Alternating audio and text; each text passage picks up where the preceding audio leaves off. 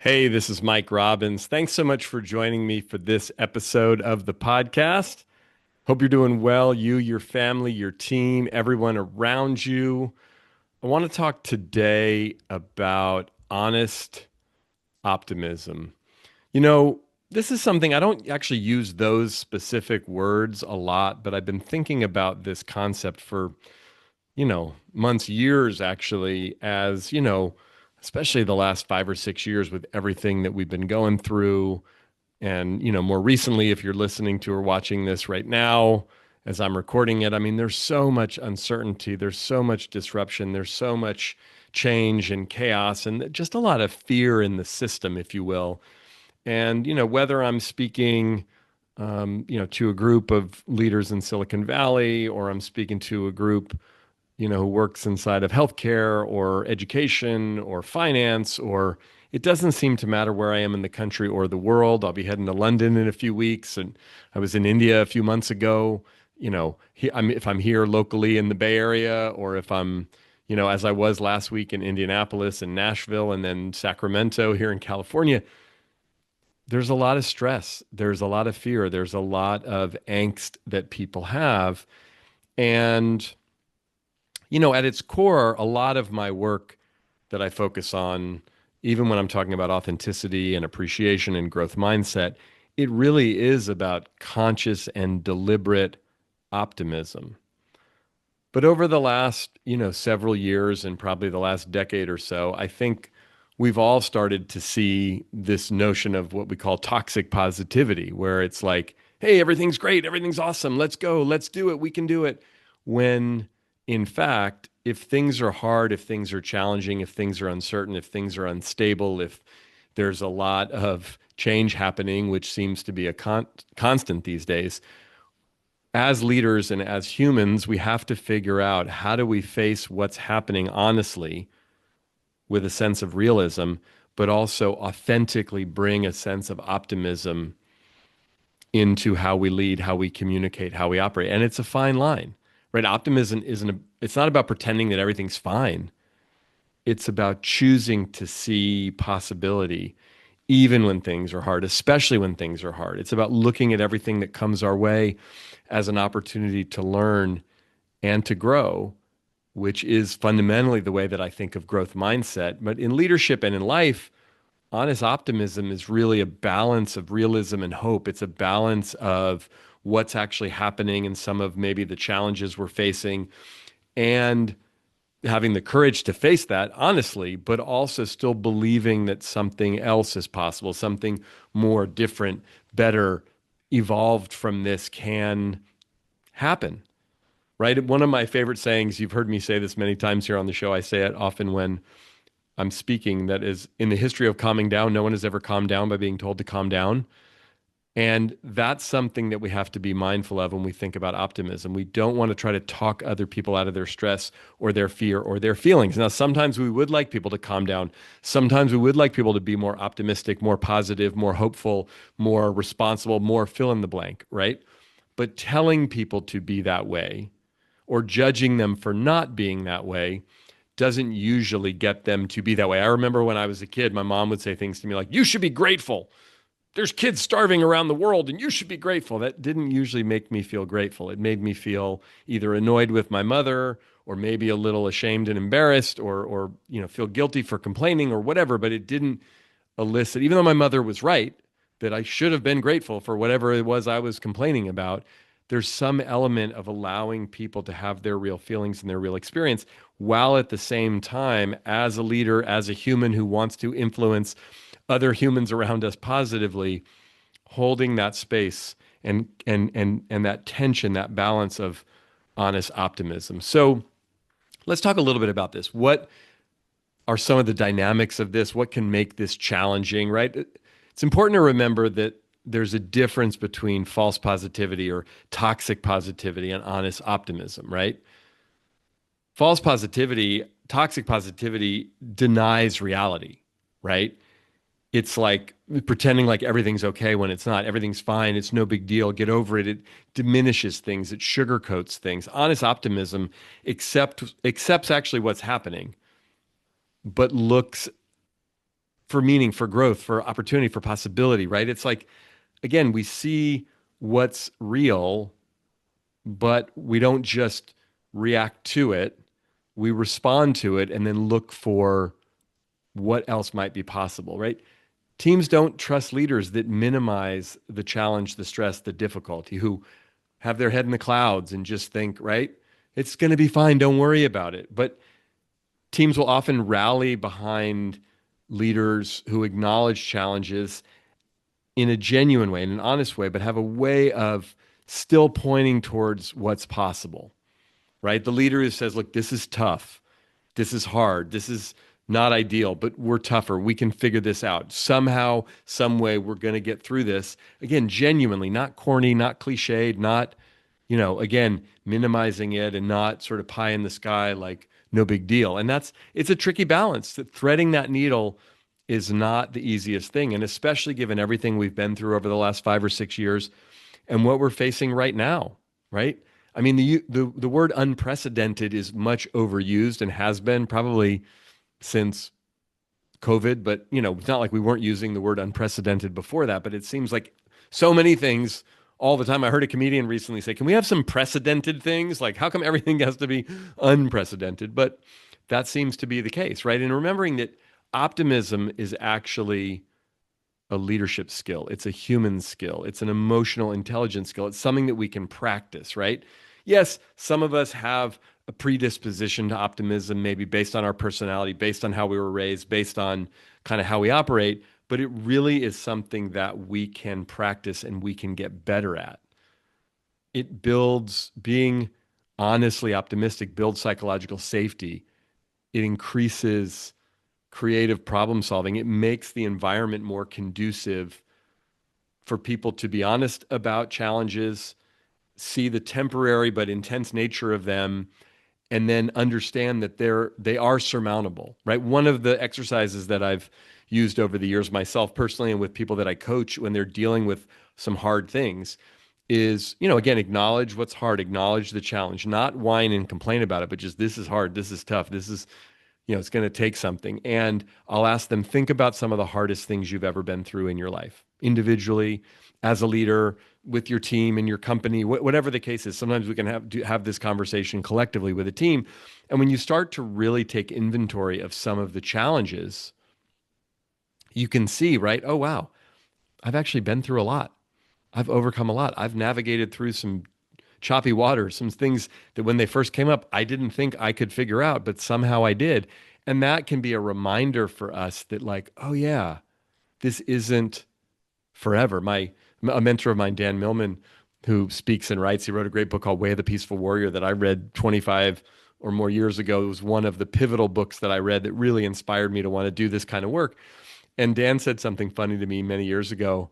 He said, Mike, sometimes when I'm speaking, people will come up to me after and they'll say, Dan, I'm so inspired. And he says, I often look at them and say, don't worry, it won't last.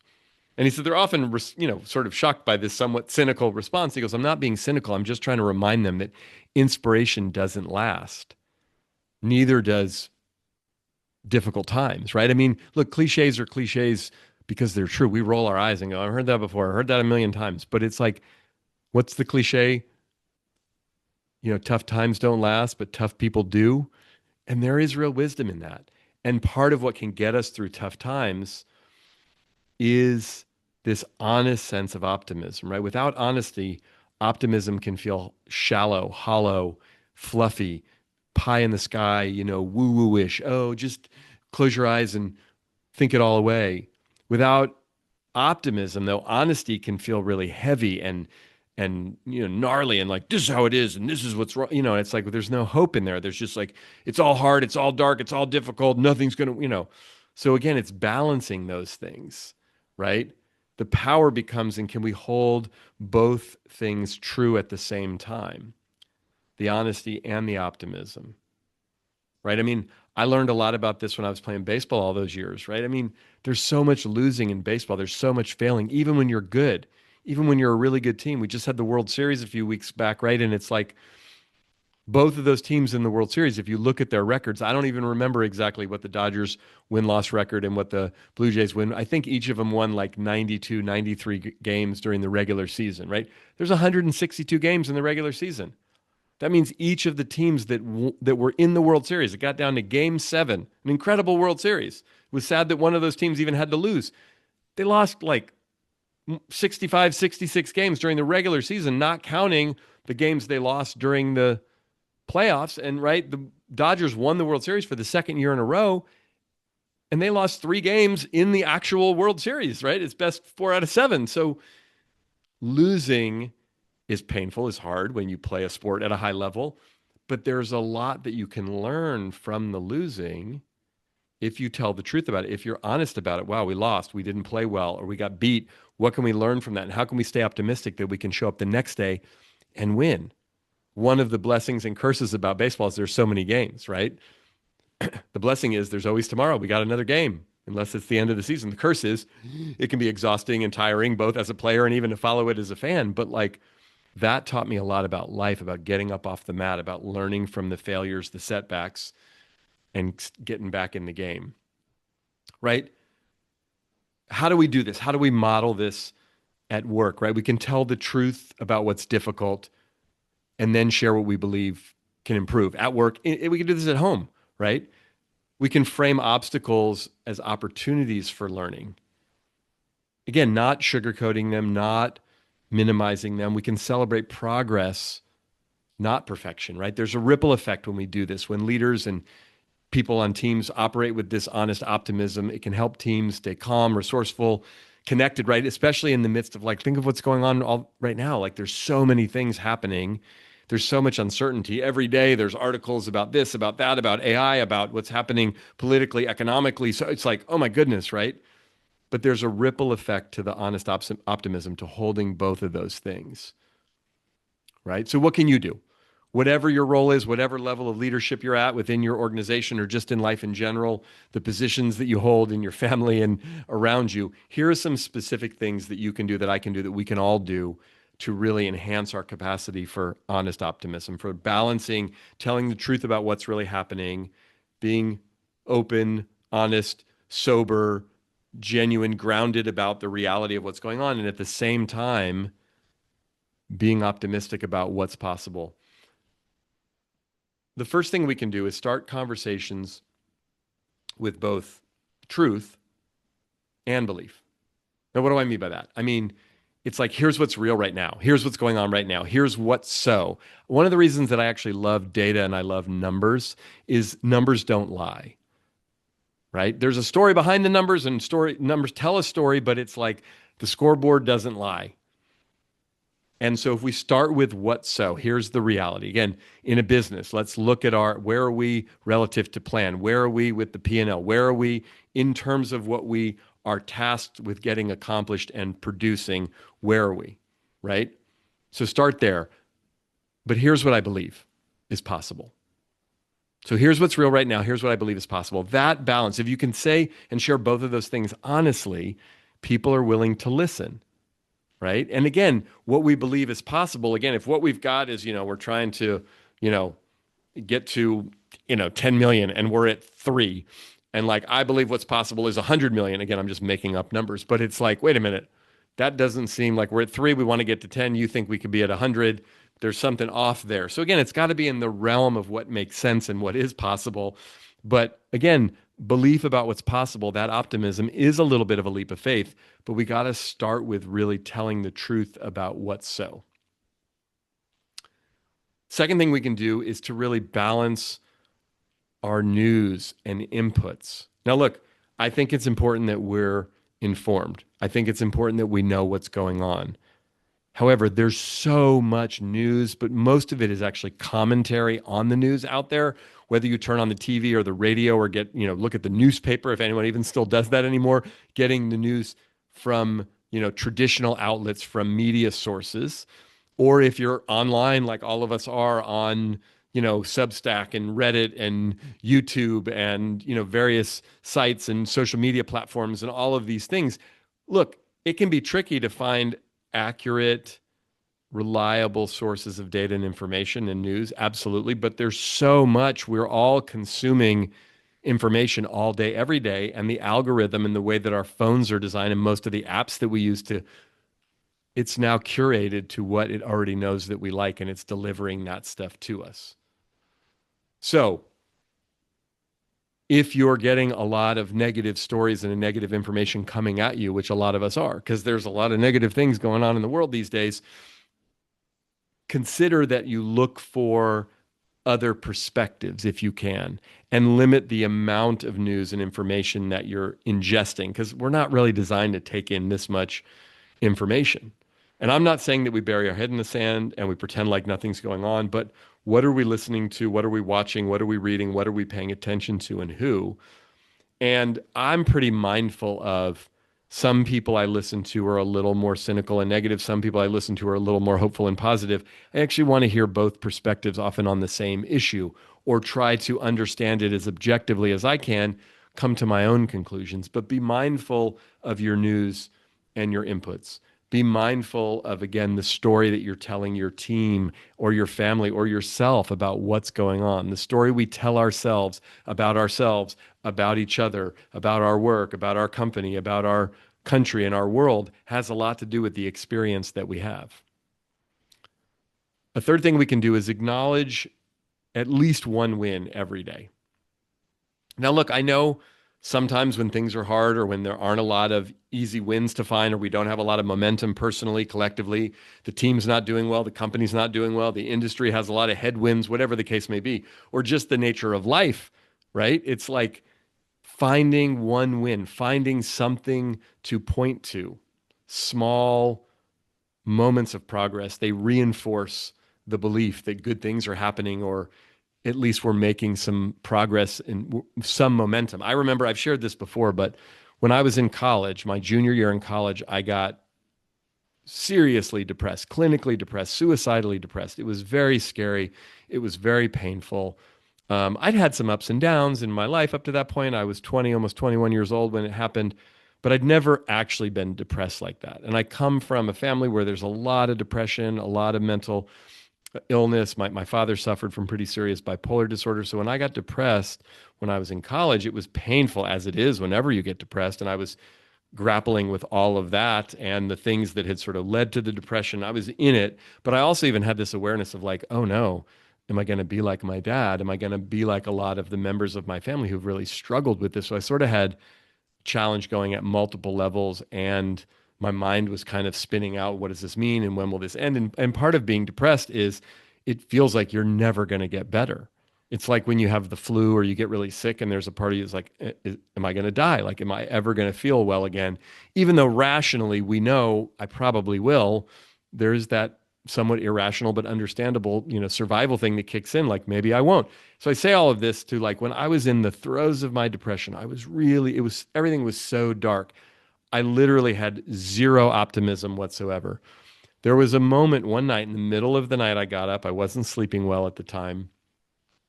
And I went to the kitchen. My roommate was asleep. I was trying to be as quiet as possible. I was thirsty. I went into the refrigerator and I pulled out some pink lemonade, of all things. And I was standing in my kitchen, junior year of college, drinking a glass of pink lemonade. And I remember thinking to myself, this tastes pretty good. And while that's not a big, aha moment or some breakthrough or some, epiphany of the meaning of life, or I remember thinking, oh my gosh, I just had a positive thought. Like, that was my win for that day, that I had a positive thought drinking pink lemonade. And I remember thinking to myself after that, if I had that moment of peace, of positivity, of hopefulness, of appreciation of this pink lemonade, maybe I could build upon that. And thankfully I did. I got a lot of help. I got some support. I got some medication. I worked with some people who really helped get me out of that painful time. But like, that's something that I never forgot. As simple and almost meaningless as that little moment seemed, it was pretty significant. So when we're dealing with stuff, when stuff's coming at us, when life is hard or challenging, or we're not feeling like we're making a lot of progress, or we're trying to lead a team of people and they're struggling to come together, or we're not really producing the results that we want, whatever, without denying that, without pretending like It's everything's great. No, it might be challenging, but can we find at least one win, if not more than one, every day and consistently acknowledge it? The fourth thing we can do is be transparent, be real about the uncertainty. I mean, if you don't know, say you don't know. If you're not sure, people are asking all the time, am I going to lose my job? What's AI going to do? What's the history of, the future of this, company and industry? And I don't know, but I trust we'll figure it out. I'm not sure.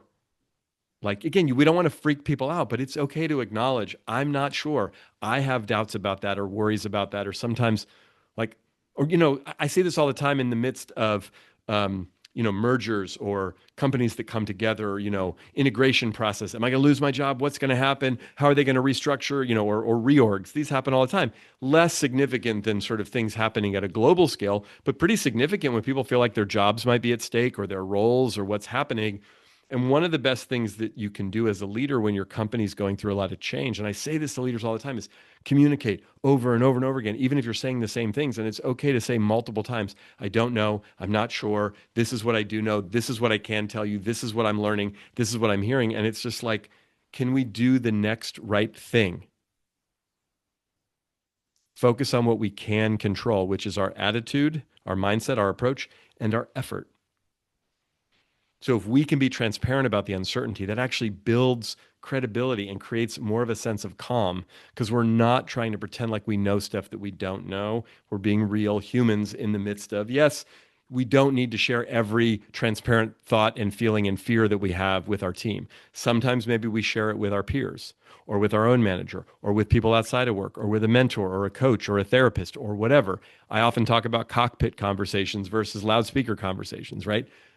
I'm on airplanes on a pretty regular basis. I appreciate when there's some transparent communication about what's happening. Hey, sorry, we're running late, or we're going to do this, or we're going to hit some bumps here in a bit, or we hit the bumps and it's like, hey, sorry, this is a little worse than we thought. We're going to try to move to a different altitude, and or oh, we got delayed. We're going to get in at this time, or the weather's like this. Or, well, I want to know as much as possible. When they don't say stuff and we start hitting bumps, or we're delayed and I'm not getting communication, I start to get anxious. What's happening? Who's in charge? Are they going to tell us what? Right? If we're in the air and we're hitting bumps and they're not saying anything, I'm looking at the flight attendants to see, like, is everyone okay? Should I worry?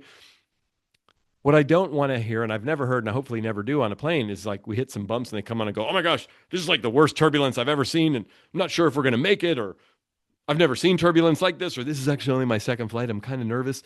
No, I don't want to hear any of that. But let's say some of those things are true. Let's say there's some inexperience up there in the cockpit, or the turbulence is pretty significant, or there's whatever. I hope they're talking about that amongst themselves and with the people on the ground, the people actually going to land the plane. And then, as transparently as possible, I hope they're communicating with me what's going on. So, again, knowing when to have cockpit conversations, when to have loudspeaker conversations, but it's okay to be transparent about the uncertainty and say, I don't know. Here's what I can tell you. Here's what I do know. Here's what I don't know. And then finally, end meetings or conversations that you have on a hopeful note. If you can, genuinely. Again, honestly, not toxically positive, not false positivity, but like asking people, what are you excited about? It's one of my favorite questions to get people to lower the waterline on the iceberg. What are you excited about? What are you feeling nervous about? That's a way to engage people in an authentic conversation about what's going on. But if you can leave on a hopeful note, here's what I'm excited about. Here's what I'm hoping could happen. Here's where I'm going to put my attention on. Like, if everything goes great, this is what I hope to see happen. That's not a guarantee. That's not saying, I promise we're going to win. I promise it's all going to go well. I promise we're going to hit our numbers and everyone's going to have a job and there's not going to be any setbacks. That's not possible. But if we say, here's what I'm hoping happens, here's what I'd like to see happen, here's what I believe we can accomplish. What do you think? What are you excited about? What do you think is possible here? That ends the meeting, that ends the conversation on a hopeful note. If it's one-on-one and someone's coming and confiding in you that they're really stressed and they're worried, thank you so much for sharing with me. I appreciate you being real. What does support look like for you? What do you hope comes out of this challenging time? What are some things you've been learning through this experience? Again, we're not trying to minimize people's pain or talk them out of being stressed. We're just trying to hear where they're coming from and see if we can subtly, but not so subtly, shift the focus in a more optimistic direction. Honest optimism doesn't ignore the storm at all, but it does remember that there's still sky above it, right? It's not blind faith.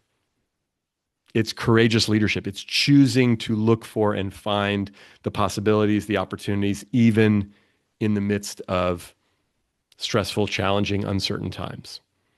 So thanks for listening. Thanks for watching. As always, I appreciate it very much. Feel free to check out the show notes or the links below if you want to connect with me on social media or learn more about my work. Best place to do that is at our website, which is mike-robbins.com. Make sure to hit the follow or the subscribe button if you haven't already, and feel free to share this episode with anyone you think could benefit from it. We always appreciate that.